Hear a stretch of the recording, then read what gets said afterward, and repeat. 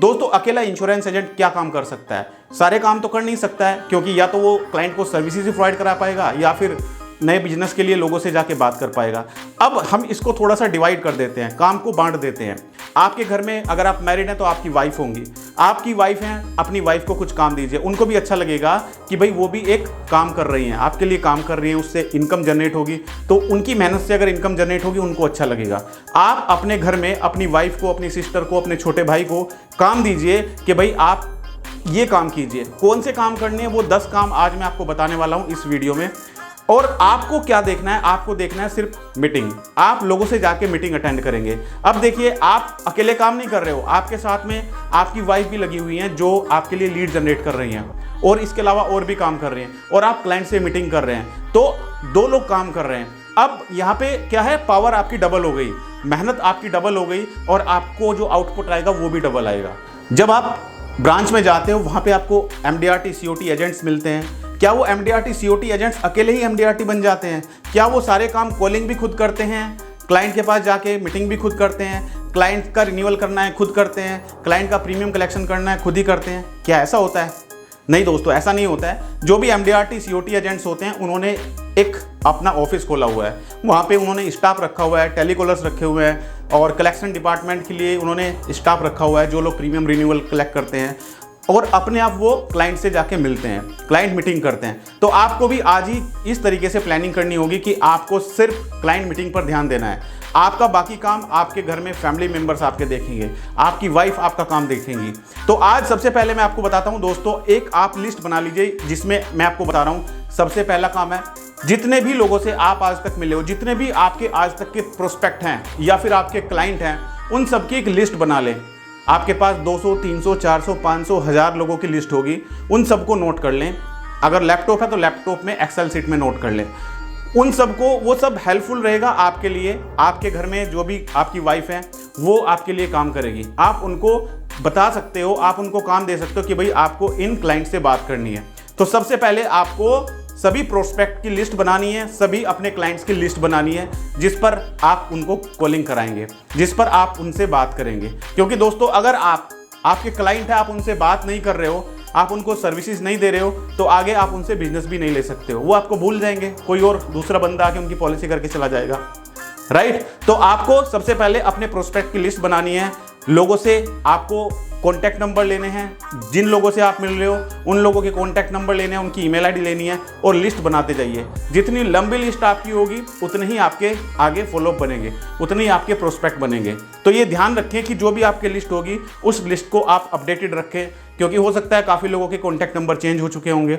अब देखिए दोस्तों, आपने काम को बांट दिया है। आप मीटिंग का काम कर रहे हैं, आपकी वाइफ घर का काम, घर पे बैठ के कॉलिंग का काम कर रहे हैं या फिर और काम कर रहे हैं, तो इसमें आपका वर्कलोड कम हुआ। आपके जो प्रोस्पेक्ट बनेंगे आप उन प्रोस्पेक्ट से जाके मिलेंगे। दूसरा जो काम करना है, जो आपने अपनी वाइफ को लिस्ट दी है या अपनी सिस्टर को जो लिस्ट दी है, वो आपकी सिस्टर या फिर आपकी वाइफ उन पर कॉल करेंगी, और कॉल करके आपके क्लाइंट्स के फैमिली के बारे में जानेंगी, उनकी हेल्थ के बारे में जानेंगी, और उनसे कोई भी उनकी क्वेरी है उस क्वेरी के बारे में जानेंगी। उनको अगर कोई चीज़ अपडेशन करानी है, कोई नॉमिनी चेंज कराना है, एड्रेस चेंज कराना है, या उनसे सर्विसेज के बारे में बात करेंगे, और उनके मोबाइल में अपना नंबर जरूर सेव करा दें। आपको ये काम करना है। अगर आप खुद कॉलिंग करेंगे तो आप खुद कर सकते हो, आपकी वाइफ कॉलिंग कर रही है तो आप उनको बता सकते हो कि अपना मोबाइल नंबर क्लाइंट के मोबाइल में जरूर सेव करा दें। क्योंकि इससे क्या होगा कि इन फ्यूचर अगर क्लाइंट को कोई भी सर्विसेज चाहिए होगी, तो अगर उसके मोबाइल में आपका नाम फीड रहेगा, आपके नाम के आगे LIC करके अपना नाम फीड करा दें, तो क्लाइंट इन फ्यूचर आपको कांटेक्ट कर सकता है। तो आप हमेशा क्लाइंट से टच में रहें। जितनी भी प्रोस्पेक्टिंग लिस्ट है उन सभी को कॉल्स करें, उन सभी से आप बात करें, उनकी हेल्थ के बारे में, उनके सर्विसेज के बारे में, इंश्योरेंस पॉलिसी की सर्विसेज के बारे में उनसे रेगुलर बात करते रहें। मेरा नेक्स्ट पॉइंट है दोस्तों, तीसरा पॉइंट, जितने भी क्लाइंट की पॉलिसी चल रही है, आपके जो भी एग्जिस्टिंग क्लाइंट हैं उनकी पॉलिसी चल रही है, तो उनको प्रीमियम के बारे में कॉन्टेक्ट करें। आप अपने जो भी कॉलर्स हैं, आपकी वाइफ हैं, आपकी सिस्टर हैं, उनको बता दें कि भाई सभी से आपको बात करनी है प्रीमियम के बारे में। उनको अपडेट रखना है, उनको बताना है कि सर आपका प्रीमियम इस तारीख को ड्यू है। क्योंकि दोस्तों अक्सर क्लाइंट की प्रॉब्लम ये रहती है, क्लाइंट की कंप्लेंट ये रहती है कि क्लाइंट बोलते हैं कि हमें तो रिन्यूअल के लिए या प्रीमियम के लिए कोई कॉल ही नहीं आती है, कोई मैसेज ही नहीं आते हैं। तो आप अगर क्लाइंट से रेगुलर टच में रहेंगे, उनको बताते रहेंगे, उनको अपडेट करते रहेंगे कि सर आपका प्रीमियम ड्यू है, 1 महीना पहले आपने उनको रिमाइंड कराया, फिर 15 दिन पहले आपने उनको रिमाइंड कराया, फिर 7 दिन पहले आप रिमाइंड कराइए, फिर सेम डे रिमाइंड कराइए जिस दिन प्रीमियम ड्यू है कि सर आपने प्रीमियम पे कर दिया। अगर नहीं किया तो सर आप ऑनलाइन जाके पेटीएम या गूगल पे के द्वारा बहुत सारे प्लेटफॉर्म हैं जहां पर आप ऑनलाइन पेमेंट कर सकते हैं, वहां पर जाकर आप प्रीमियम पेमेंट कर सकते हैं। तो दोस्तों क्लाइंट को भी अच्छा लगेगा, आप रेगुलर क्लाइंट से टच में हैं, उनको पता है कि आप उनसे बात कर रहे हो, राइट। तो क्लाइंट को अच्छा लगेगा, कल क्लाइंट आपको रेफरेंसेस भी दे सकता है। तो ऐसा ही नहीं कि पॉलिसी आपने सेल कर दी और आप भूल गए क्लाइंट को, आपको सर्विसेज भी प्रोवाइड करानी होती है। और सर्विस इंडस्ट्री में अगर आप क्लाइंट से रेगुलर टच में हैं तो ही आपको आगे बेनिफिट मिलेगा। दोस्तों मेरा नेक्स्ट पॉइंट है कि आज की डेट में ऑनलाइन टेक्नोलॉजी का जमाना है, तो आपका क्लाइंट अगर LIC पोर्टल पर रजिस्टर्ड नहीं है तो अपने क्लाइंट का रजिस्ट्रेशन करा दें LIC पोर्टल पर।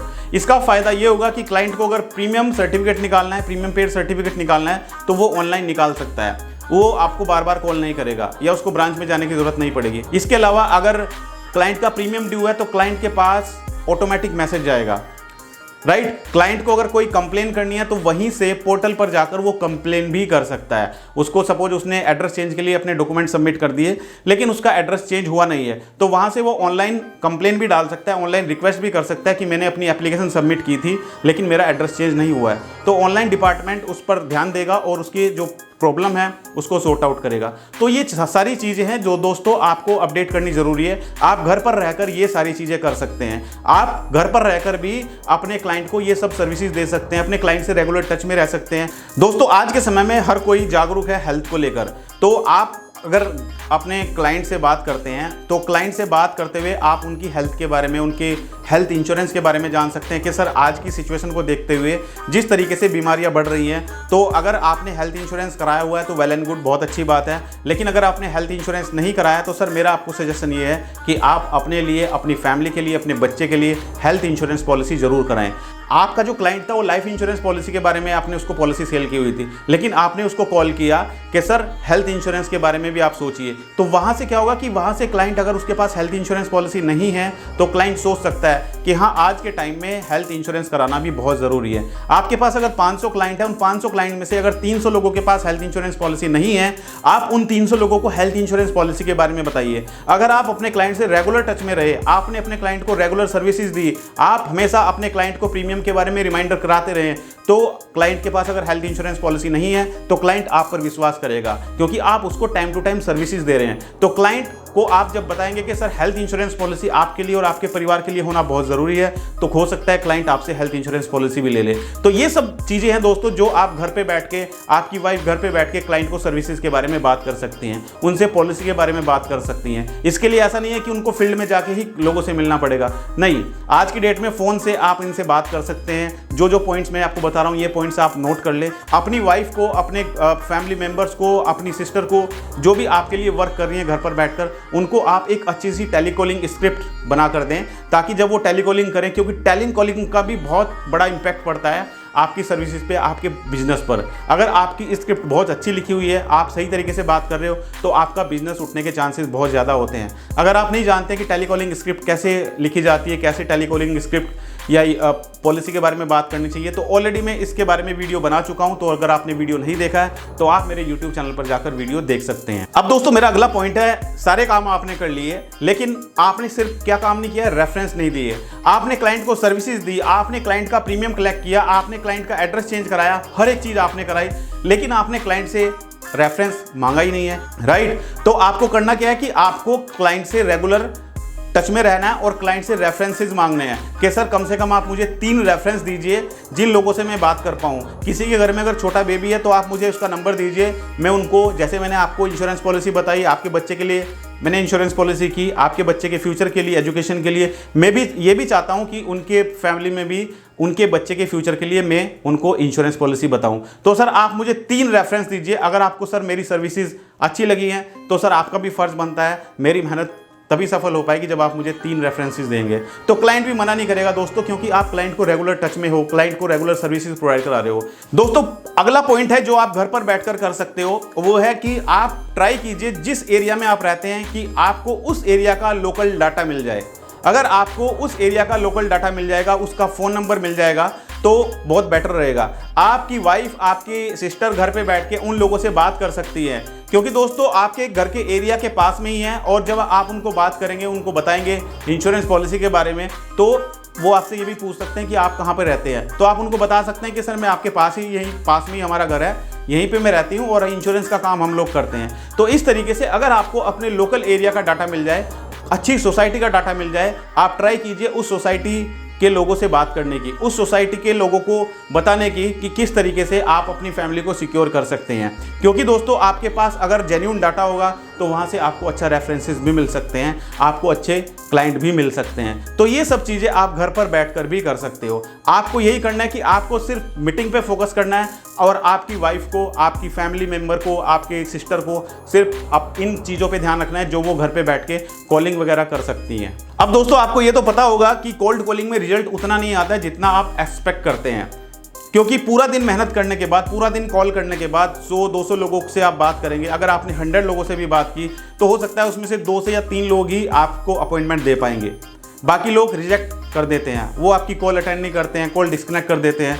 क्योंकि दोस्तों रिजेक्शन बहुत है कोल्ड कॉलिंग में। कोल्ड कॉलिंग यानी कि आप उन लोगों को जानते नहीं हैं, अननोन लोगों को आप कॉल कर रहे हो, राइट। आजकल ट्राई के रूल एंड रेगुलेशन भी इस तरीके से हो गए हैं कि ट्राई भी बहुत सख्त हो चुका है, डीएनडी नंबर पे आप कॉल नहीं कर सकते हो।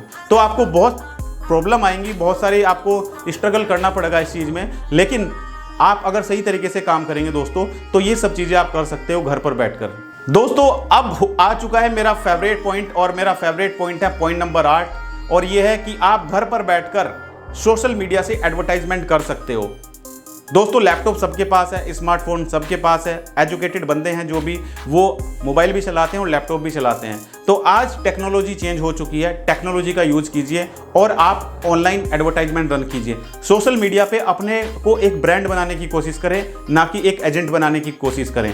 एक एजेंट सिर्फ एजेंट ही बन के रह जाता है और एक बिजनेसमैन अपने बिजनेस को नई ऊंचाइयों तक ले जाता है। तो अपने माइंड को खोलें, आपका जो माइंड है ना सिर्फ एजेंट तक सीमित है, उसको खोलें और अपने माइंड में आप ये सोचें कि आप एजेंट नहीं है, आप एक बिजनेसमैन है। आपने इंश्योरेंस का बिजनेस स्टार्ट किया है तो अपने आइडियाज़ है ना उसको बिजनेस के तरीके से यूज़ कीजिए, उन आइडियाज़ को इम्प्लीमेंट कीजिए। जो आपके मन में नए नए आइडियाज़ आ रहे हैं उनको करिए।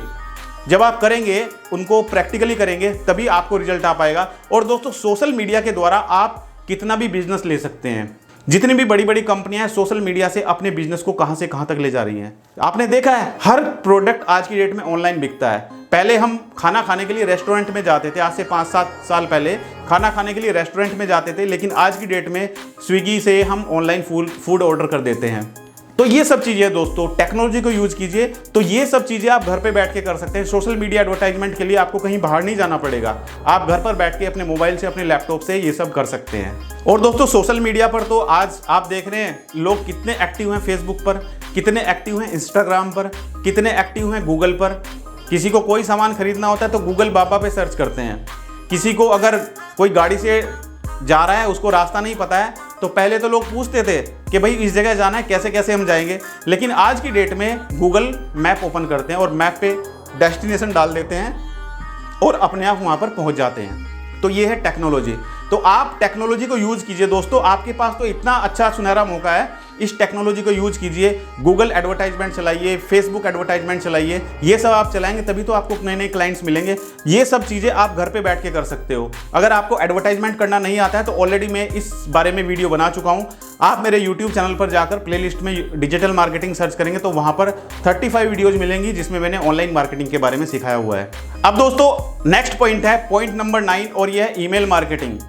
आपने अभी तक जितने लोगों से आप मिले हो, आपके जितने भी प्रोस्पेक्ट हैं, आपके जितने भी क्लाइंट हैं, जिन लोगों को आप पॉलिसी सेल कर चुके हो, उनका डाटा आप बना ही चुके हो, राइट। आपने 1000 लोगों का डाटा अपने एक लैपटॉप में एक्सेल शीट में डाल दिया है, राइट। अब आपको करना क्या है कि आपको एक अच्छा सा पैम्पलेट बनाना है। पैम्पलेट बना के आपको ईमेल मार्केटिंग करना है।